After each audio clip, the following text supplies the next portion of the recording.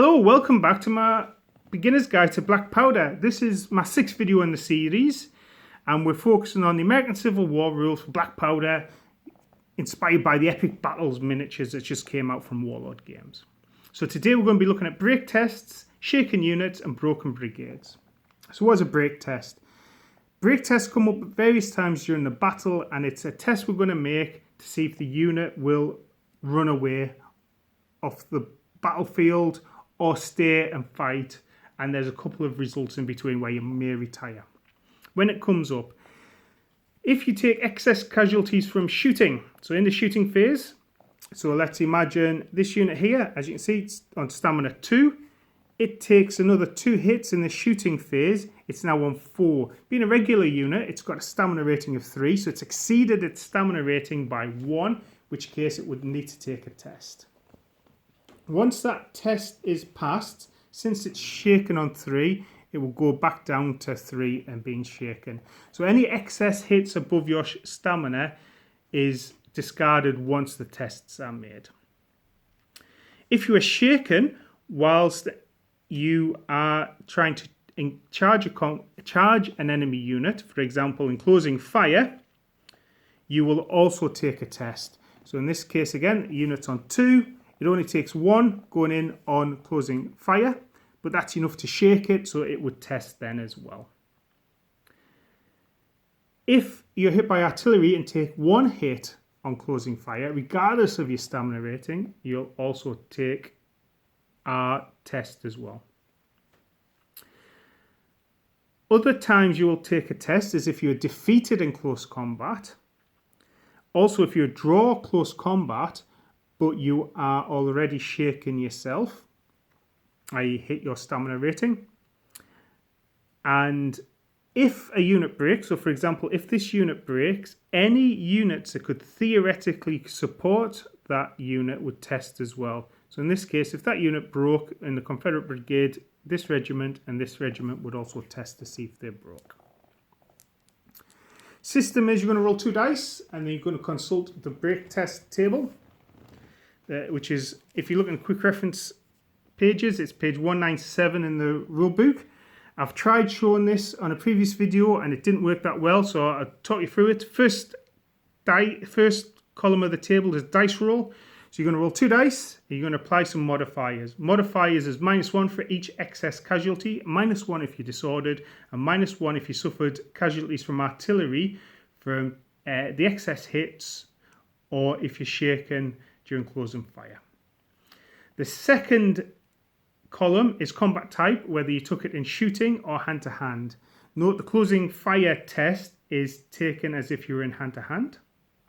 And finally, the outcome, you'll check the unit type, and again, you're following whether it was done in shooting or hand-to-hand combat. Pretty much, if artillery has to test and they've lost combat, they're gone.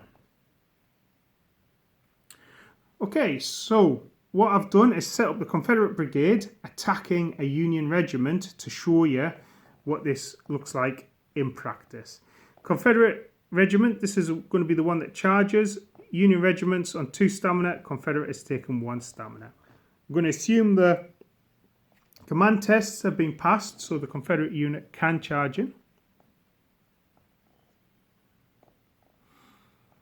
And these regiments are going to move up in support. So that's a rear support. And this regiment at the moment is in the back quarter. So that would be a rear. And you can gain 2 from the rear. So that's going to move up to the flank and give a support to the flank. Now as they move in, the Union regiment will gain some closing fire. So remember, that's normally a 4 plus for firing, but +1 for closing. So I'm looking for 3s. So the Union regiment has got 2 hits there on the Confederates. And the Confederates, their morale saves a 6 and a 1, so they've saved 1 and taken another stamina loss. Those stamina losses taken during closing fire don't count towards the combat results for close combat. So let us look at a close combat. So in this case, Confederates have charged in, so they get +1 for charging this turn. They're not disordered or shaken or anything like that, so it's 3s to hit. So we'll roll my dice. And we've managed to score 3 hits on the Union regiment there. So the Union pull up their morale saves, and they've saved 2 and lost 1, so they've take up to 3. And I'm going to put that dice there to remember that as you see how Confederates scored 1 during that combat phase. Now the Union get to fight back, and they've got their 6 dice for hand-to-hand combat, and they hit on 4s. And I roll my dice. They managed to score 3 hits there. So the Confederate unit has to take their test, and we've got a 6, 6 and a 2, so they've taken 1 hit in close combat as well. So now we've got to work out who's won close combat.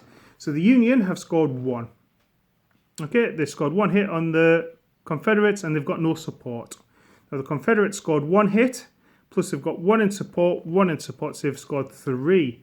So the Confederates have won the combat, so losers have to take morale tests. So in this case, the Union would roll 2 dice. They have not suffered any excess casualties. They're on 3 stamina. They're shaken. They're not disordered, which is a further -1. And they've not suffered casualties from artillery for test A or B. A or B involves shooting. So I'm just looking at a bog standard roll, and I've rolled a 9. So a 9, which is a 7 or more, the result would be if the infantry unit... If the unit is infantry, then it holds its ground. The unit remains where it is and will continue fighting in the following combat round. The following combat round, even though they've held, the Confederates won the fight, so they will gain the +1 for fighting and winning in the next round of combat. Now, if we'd have rolled a 5, for example, in hand-to-hand combat, the unit retires 1 full move to its rear without changing formation, at all times avoiding contact with the enemy. Once it's moved, the unit becomes disordered. So we'll move back with full move, which will be 12, and then become disordered. Any results of 4 or less, the unit breaks and would be removed from the table. And any supporting units would have to test morale as well.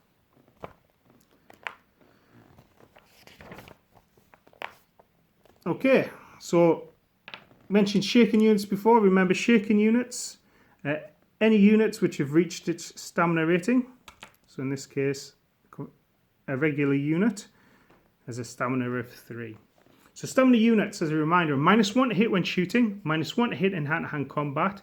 Shaken units cannot charge or countercharge enemies. Remember, cavalry can countercharge. And shaken cavalry cannot advance and charge after winning combat. Now, shaken units and any excess after the break test goes back down to 3, indicating that they're shaken. Now, shaken units, or units that have taken stamina hits, there's another order that brigade commanders can issue, and that's called a rally order. Once a brigade commander has issued his order, so this has to be the last order a brigade commander issues, and it's rally. You take a test as normal using all the modifiers, and the unit it's testing on can't have moved that turn, previously been commanded. If you're successful, the brigade commander joins that unit,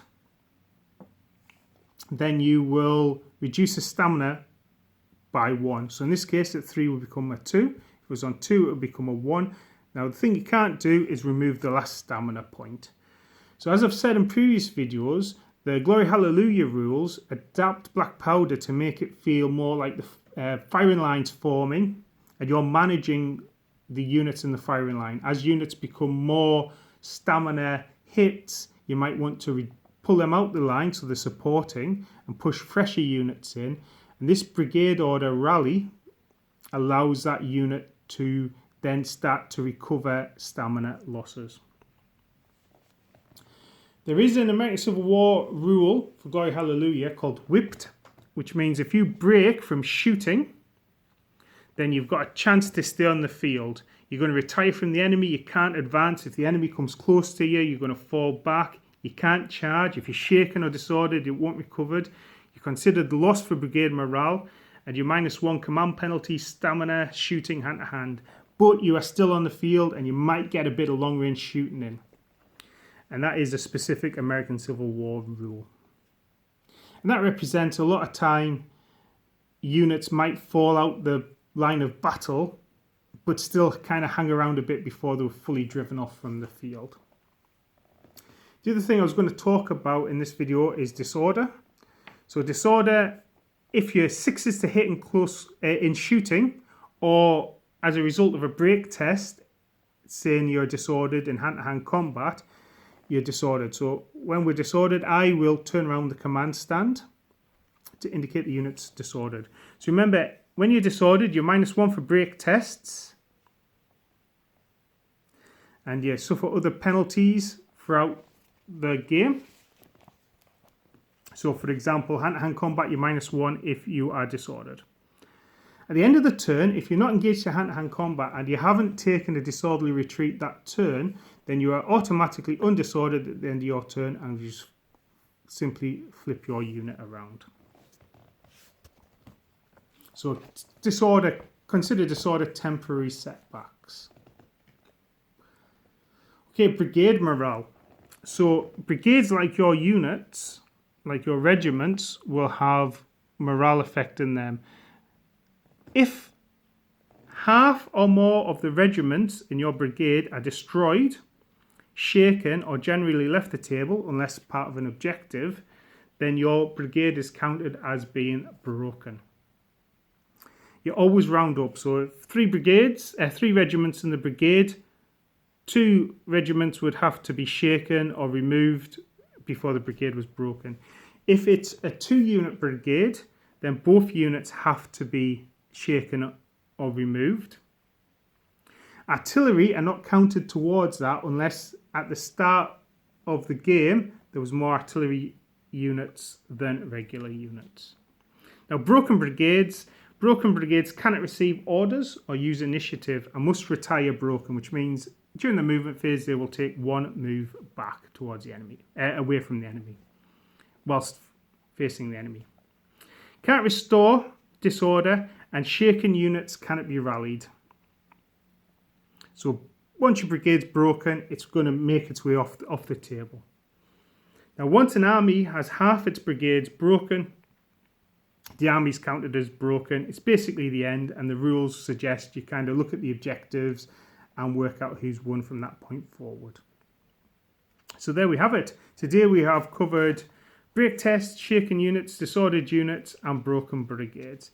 Like I said, this is a fairly simple part of the rules, but one that is vital to understand the interplay between break tests, being shaken, and how you have regiments taken off the field. As ever, if you've liked what you've seen, this is part of a series of videos, and I'm doing a load of historical wargaming videos at the moment, so do subscribe. Subscribers show me I'm doing a good job, and it's always nice to see. As ever, if you've got any questions, I'm happy to answer them in the comments section or hear your thoughts and ideas as well. I've had some really interesting discussions this week, certainly in my comment sections. But other than that, I hope you're having a great time wargaming at the moment, and I look forward to seeing you for my next video. Goodbye.